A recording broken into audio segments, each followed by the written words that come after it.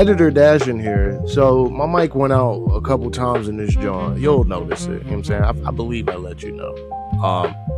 Yeah, the mic is fine. I need a new cord. Also, the episode starts at like 3:39 or probably like 3:49 at this point. If you don't want to listen to me yet, go ahead and skip there.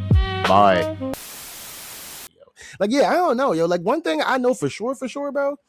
When I get married or whatever, if my wife tell me to go sleep on the couch, it's like, yeah, okay. I leave the crib. I ain't going to sleep on the couch, bro. If it's that deep to where niggas got to leave, all right, cool. I'm not sleeping on the couch, bro. Y'all niggas tripping. I don't know. I'd rather go to bed mad than to go. We're here to hate and we're here to laugh.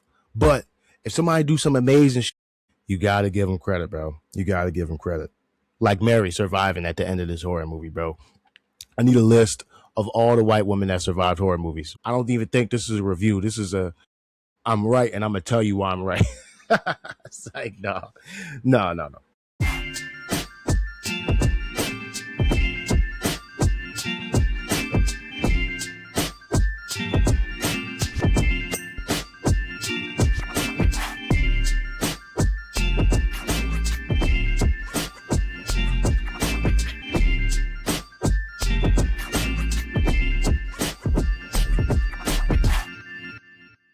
YouTube, I need your help, dog. Dead ass. Seriously, help me pick a face for my thumbnails, dog, because that'll make this a lot easier, dog.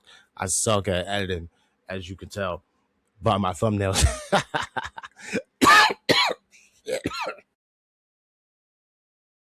All right.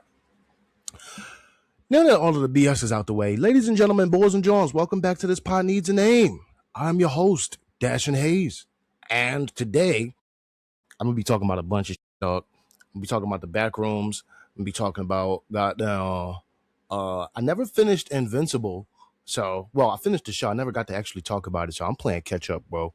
And I might do my Spider in the War episode today. I got to do episodes 3 and 4. So 1 and 2 is about to come out. So, you know what I'm saying? If you see this, John, thanks for rocking out with me, dog. I appreciate it. You know what I'm saying? I'm a small creator on YouTube, so I appreciate all the views, all the likes, all the attentions, all the hypes, and all that shit. So if you end up liking this video, bro, like the video, subscribe. That's all I need right now. That's all I need, bro. I got like 7 videos up here, dog. Yeah, so let's just jump right into it. If you don't want to be spoiled on Invincible, it's too late, obviously, right? But still. Y'all saw go watch that video when I said I hate Invincible fans. Mostly on the internet, though. The internet sucks. If you don't want to be spoiled on Invincible or the Backrooms or Spider in the War, possibly, now is your chance to get the fuck out of here. Wait. You know what I'm saying? And now it is time. This is destiny. So many people said that line in so many movies and shows, but every time I think of it, I think of the bull on Netflix's Avatar. I forget his name, but he played somebody in Lost. I forget his name. I just know his face. Excuse me.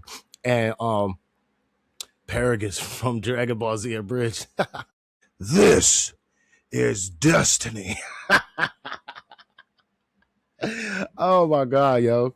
I want to be a voice actor, bro. One of these days, dog. Even if it's just like a random line in a commercial, but as long as it's not like no crazy like HIV commercial or no crazy cancer 2.0 commercial. I don't want to have no new disease named after me and shit. But you know what I'm saying, just like maybe a guy on a game, like the bull that was like, nope. I didn't start talking about anything yet, bro. Yeah, so today we're going to be talking about, I want to talk about the Backrooms, bro. I ain't gonna lie. I think the Backrooms was a great movie, bro. Right off the bat, well, I'm not going to tell you what the score was because then what's the point of sticking around for the review? It's not even a review. I don't know what these are, bro. See, that's the weird thing about being on YouTube, dog. I started off as a podcast and like that was cool because just listened. I was trying to be funny. And now I'm here and I'm like, is this a review? It's not a reaction. I'm not being like, oh yeah, and such and such Parsons, bro. He picked up a camera when he was like 4. This was destiny. But like, I don't know, bro. I really like this movie, dog. It was simple. The bull, what is his last name, bro? Because I can't keep saying his first name because I'm gonna fuck it up. Chiwetel. Oh yeah, let me just say his first name. I might have just called him Mordo. let's just keep it simple. Yeah, bro. I ain't gonna say his character sold the whole joint for me because I actually liked the therapist lady. Um, Also, speaking of therapists, I got that episode of Why I Hate Dr. Glenn from Daredevil, and I had my brother on that joint talking about that joint. But I told my brother about this movie so we could watch this joint together to see because I don't I don't know. That's the thing. Like I just don't do good in school. But as far like I'd rather do the work outside and not get judged for a grade and then fail and then I feel like a failure than to just be like I'd rather just know the information or just study it outside the thing. Like it sounds dumb as I just don't do good in school. Yeah, so when I was watching this joint the first time, I looked at the Backrooms as like a metaphor for your mind type of thing. Um, Sorry if I'm talking slow. You can speed that shit up, you know what I'm saying? It's the internet. Excuse me. I be right at the people that be potentially watching this joint. I should be more nice, bro. Um, yeah, I thought it was like a metaphor for like your mind in a sense, or like this is what happens, or this is what your brain turns into when you snap, or if you experience some type of trauma, or I don't know, you do too many drugs, too many of the wrong drugs. I don't know, like, because when what's your name went in there the first time, I'm gonna be jumping all around because I had a point to make, and I'm gonna make the point. But so we start off with what's his name? Clark. He's in therapy. I can call him Clark. Why didn't I think of that? I remembered his name. Um yeah, we start off with Clark in therapy, and he's talking about how his wife left him, and the therapist wants him to go through this little role play, John. Which I mean, shit, I've never done in therapy. She was like that. The soft speak pisses me off, bro. Like, hey, Doctor Such and Such, how you doing? Hello, how are you today? How does that? Was it too hot outside for you? How does that make you feel? How does it make you feel that you can hear the fan in the background? Does that piss you off? Does that make this video not watchable? What if there was some music in the background? How would that make you feel? Yeah, the soft speak pissed me the off, dog. I ain't gonna lie. And then also, clearly that wasn't his first time there. But I'm like, when she said I could smell it on your breath, I was like, excuse me. You get two in the character, shorty. I had two beers, bro. You can't smell two beers on my breath, can you? It's like no. They say you still here. Um, yeah, yo. So his mental state is all fucked up, and also later in the movie when I think it was Mary. Later in the movie, when Mary basically got caught by the Async Corporation, she there was like this newspaper clipping talking about how they just got this federal grant for what was it, $1.25 million for this MRI hardware. I think all of that shit was really there, bro. That shit was really there. Obviously, them niggas was dying in that joint. But like this shit was so much deeper than just the back rooms. Like I could be reaching. I could absolutely be reaching. I think that's what I'm gonna call this episode. I think that shit was actually real. And when it's like, not that it like calls out to motherfuckers, but just when you're in such a low place. Cause Mary, it seemed like she had been there before, or like her mom was there, and then she just like implanted that seed into her because at the crib they got the newspaper on the john. Part of me thought that they were like living in the place, like the little neighborhood john, because they also had that imagery where they went from that room and it went down to one floor and it just kept turning more and more into like that backrooms area. So like it's kind of like Clark said when he was like, this place doesn't it can't fully remember. Part of it wants to remember, but it's like he said, it's like describing a dog to somebody who's never seen a dog and then asking them to draw that dog. In my head, the way I interpreted that, because I said this shit on the podcast before, I'm like, with no degree, no education past some college on this topic, I'm like, all right, as long as nothing traumatic happened to you before like 12 years old or something, and depending on what else happens afterwards, like I'm saying, we can all be traumatized, but like you're set, your personality is set, you are who you are, and then some crazy shit happens, and then it changes your brain chemistry, and now you're just not the same.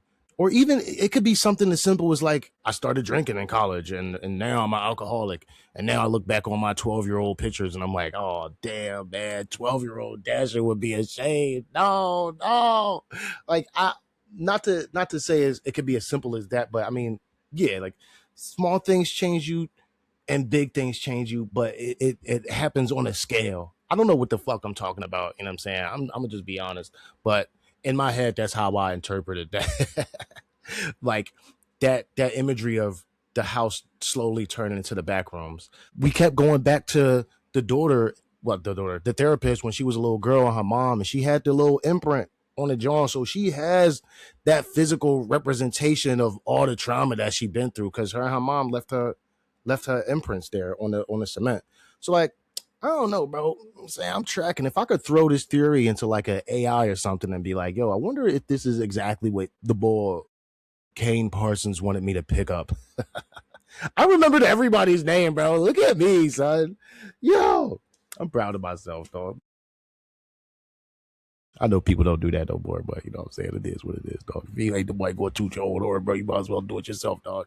Um, Yeah, bro. And especially because the whole thing was around this character going to therapy and quote unquote trying to get better, or he wasn't even trying to get better. He was just trying to like explain his side because clearly his wife wasn't listening to him, even though he was a piece of shit. They both was pieces of shit. Well, I can't even say she was a piece of shit. We don't even know Shorty, but I don't know, bro. I don't know. I guess that's a whole nother conversation for a whole nother podcast, bro. I need to go on somebody's podcast and talk about these issues from these shows like these are real life things that I'm going through. I know some people might be going through it, but not me, yo. Like, yeah, I don't know, yo. Like one thing I know for sure, bro. When I get married or whatever the fuck, if my wife tell me to go sleep on the couch, it's like, yeah, okay, okay. I leave the crib. I ain't going to sleep on the couch, bro. If it's that deep to where niggas got to leave, all right, cool. I'm not sleeping on the fucking couch, bro. You got the game fucked up. And if I go sleep on the couch, I got the game fucked up. Y'all niggas tripping. Yeah, because I don't know how many. I mean, I'm not gonna say I don't know how many people, but it was kind of right there in your face. Especially when Mary went in there to go find what's your name. Because, bro, he came back to the therapist's office and was like, yeah, yo, I mapped this joint out. I know it sounds crazy. Also, I was mad as fuck when he took that little stool. Because all the furniture in there was like fused together. He could have took some crazy shit that was like, who would make this? You know what I'm saying? This nigga got a regular stool. And he didn't even bring the stool to show the proof. He just wrote the map. So like, yeah, that's gonna look like you crazy as fuck. Like he wasn't thinking, bro. Damn, dog. Oh man. Yo, we broke a lot of stereotypes in this movie as well. The black guy died and the white girl survived. I mean, shout out, yeah, yo. This was a good movie, bro. Oh shit, I gotta give it a +1.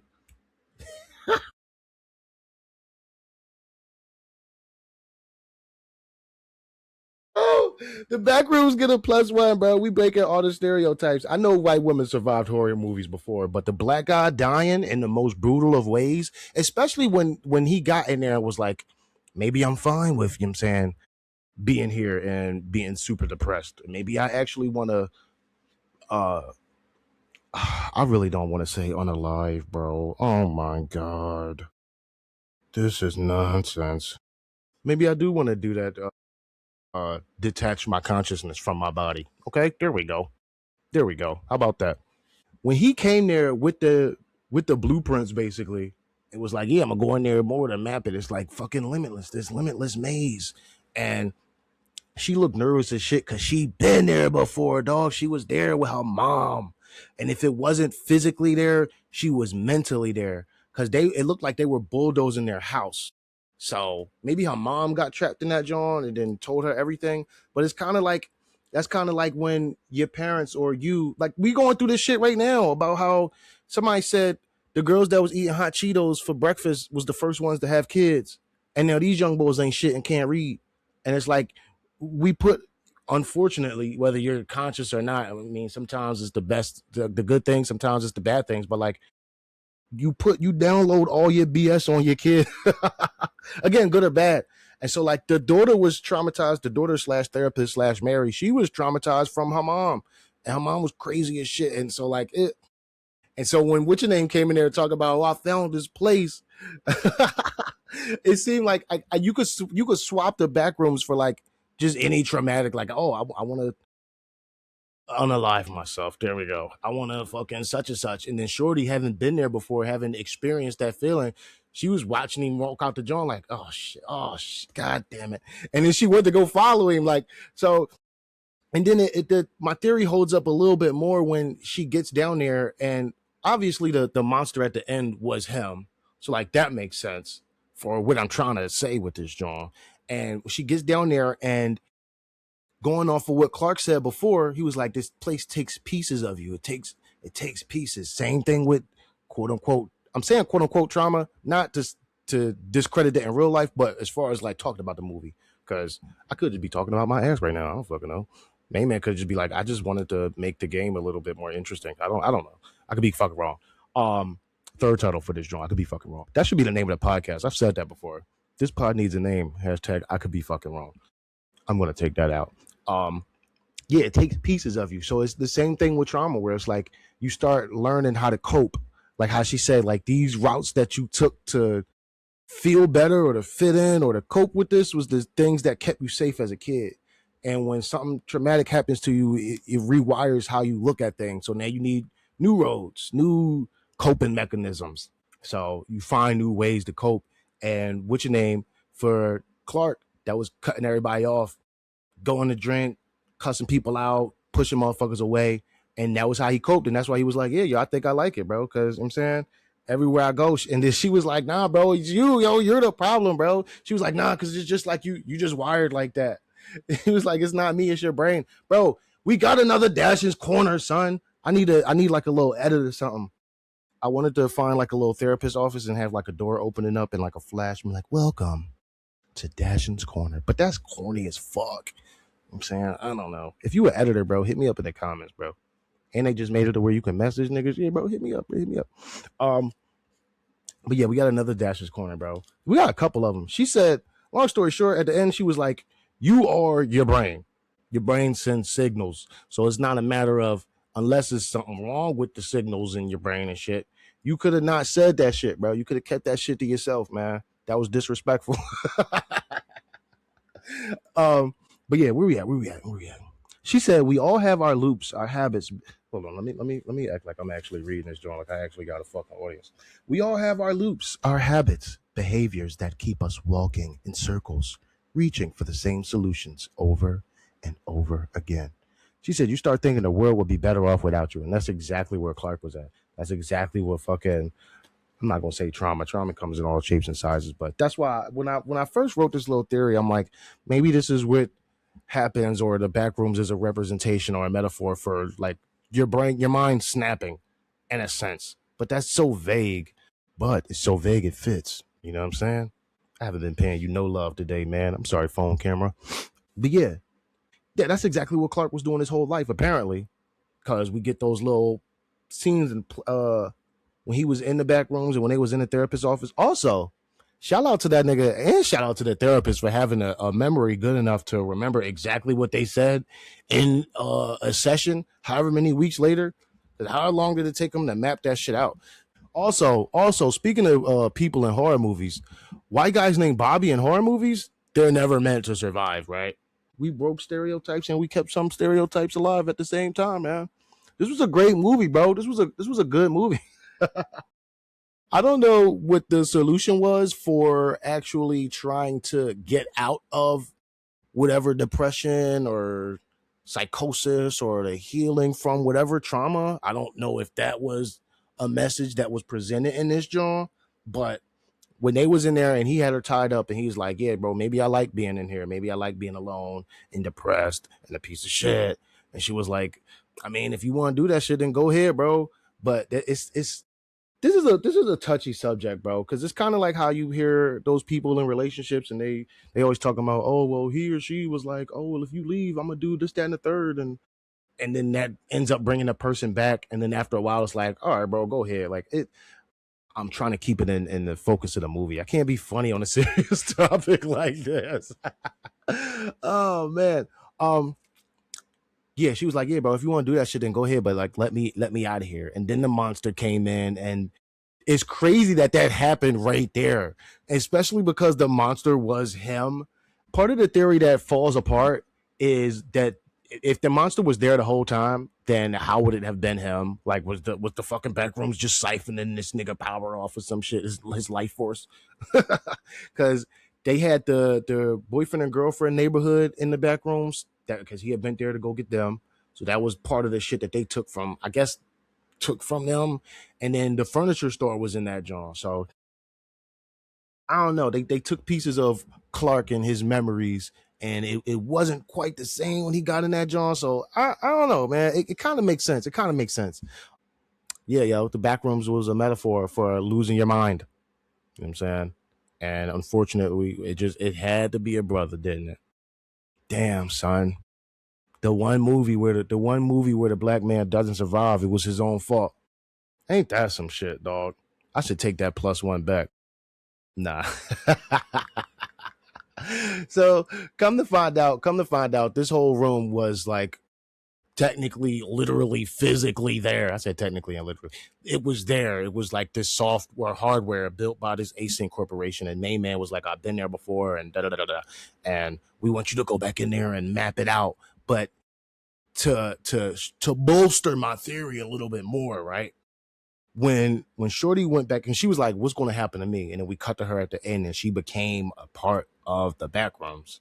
She spent her whole life as a kid dealing with her mom and her trauma. And then she turns into a therapist and starts helping other people with their trauma. And then she finds Clark, who has a similar story to her.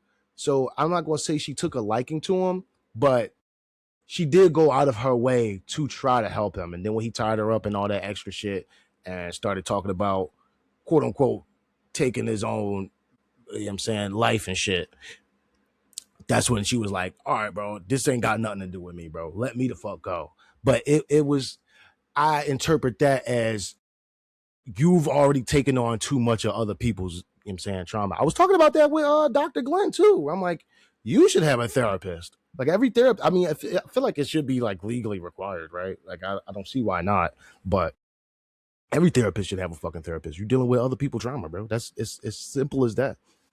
How you can't, just because you have the education doesn't mean you're not human, and hear a story and be like, oh my God, how could they do that? How could you do that as my client? So like, yeah, you got to go talk to somebody. But it seemed like she never had anybody, and she just kept taking on everybody else's trauma. And then she ended up in the fucking Backrooms. It was destiny. This is destiny. That's exactly how he said it. Oh man, you know what else I need to learn too, bro? I need to learn how to work OBS, bro. I'm not prepared to be on YouTube right now at all, bro. I'm an old fart. Not even that old. It's just technologically wise. You know what I'm saying? Old piece of shit. Yeah, yo. So I gave the world building a 7, the acting a 7, the writing a 7, and the feels a 7. Because I was on the fucking ride, son. I'm like, oh shit, we starting this joint off with a black man in therapy, bro. We breaking all the bro. That's another I can't give you another +1. I can't give you another +1. Let's calm down. Because clearly him going to therapy didn't work out, right? So I'm saying, how many people are going to take that message? We started off a movie with a black man in therapy, bro. You don't see it. You don't see niggas going to therapy, bro. Um, yeah, yo. I gave all of them shits a 7, bro. I'm also going to say it because it wasn't that bad of a movie. I'm putting my kids on the Backrooms, bro. When they get old enough, I'm putting them on the Backrooms. I don't know what this joint was rated, but like, you know what I'm saying, I wasn't necessarily terrified of that peg leg monster in that joint. Once he bit Clark through the fucking neck, that was like, ah, damn. But I might hit him with one of these joints, like, cover your eyes, you know what I'm saying? Like when there was a pair of titties on the screen when you was a young boy and your parents was like this, and then you was like this. So I gave this joint a 92, bro, off the jump, just off the strength of the movie alone. I like this joint. And plus you could tell like, it wasn't a lot of money put into this joint. I'm not saying it as a shot. I'm saying it because young boy is a young boy, bro. I don't know how long he been on YouTube. I don't know how much money he got. But like the fact that it wasn't that much money put into this joint, like you could tell like this shit was a set. Like that purple chair that was leaning in the joint. Somebody made that shit, bro. They ain't do a lot of computer graphics. This nigga was dead ass on the peg leg. I wonder how they made that monster at the end of that joint. That was fun. Oh yeah, I did say the visuals. I gave the visuals a 7 too. Everything was practical. You could tell, bro. You could tell. Even that monster, like the fact that they wouldn't put too much time on the screen on him or on his face and shit, and the little shots that you did give, like it looked like this movie should have came out like in 2008 or something. This isn't me hating on this joint. Like it actually added to the vibe. Like, bro, I gave it a 92, bro. That's a high honor. And you get the +1 because we breaking stereotypes in this joint, bro. Granted, the first two weren't. I don't know if we should be putting that message out in movies, even though that wasn't necessarily the or a message for real. But we had a black man going to therapy, and we had a black man die at the horror movie. These things usually don't happen. You know what I'm saying, we got to point it out when you can. Oh shit! And the white lady survived, bro. Shout out Mary, bro. Yeah, yo, shout out the Backrooms, bro. Shout out the Backrooms. The Backrooms was a great movie, dog. I'm putting my kids on. Let me know what you thought of this, John. Do you think I'm reaching with that theory of my theory of this movie? Let me know, bro. What did you get from this, John? What did you rate this, John? So if you're watching this shit on YouTube, I grade these Johns. I got 7 categories. You can get 7 points a piece in that category. I'm saying 7 times 7 is 49. And then you could get a +1 at the end just in case you do some extraordinary shit, like putting a black man in therapy. I don't know why that's even a trope or a stereotype. Like, that's not. The internet has its own thing, bro. The internet be like, oh, this thing happens. People from Philly are like this. And then you like, I don't do that. I go to therapy. Like, I'm not out here eating shit after a Super Bowl. So, like, that throws that theory out of the water. But the internet believes what it wants to believe. So, I don't know. I'm saying that to say that. I'm saying go to therapy. It don't matter if you're black or white. Shout out MJ. Or whatever color in between. Shit. It don't matter if you Roy Gabiv. Go to therapy, son. Find a therapist that work for you. So I've put it like that. 7 categories, 7 points, +1 for extraordinary feats and measures, just in case. Because that makes it super hard to get to 100. Because I don't want anything to ever get a perfect score. Because I'm low-key a hater, but I like context. You know what I'm saying? That matters. That is an important theme in this show. We're here to hate, and we're here to laugh. But if somebody do some amazing shit, you gotta give them credit, bro. You gotta give them credit. Like Mary surviving at the end of this horror movie, bro. I need a list of all the white women that survived horror movies. All right. Now, with that being said, if you like this episode, bro, like the video, please. I appreciate it. Leave a comment, and I guess that's it, right? If you can, bro. If you like the video, do all the things that you do on the internet when you like the thing. Yeah, yo, if you didn't like this episode, bro, thanks for making it this far, bro. And go to therapy, bro. Yeah, bro. Go to therapy. Not the therapist that's going to have you turn into a giant pirate monster version of yourself and come back and, you know what I'm saying, do that to yourself. Not that type of therapy. But yeah, y'all be safe out there. I'll talk to y'all next episode.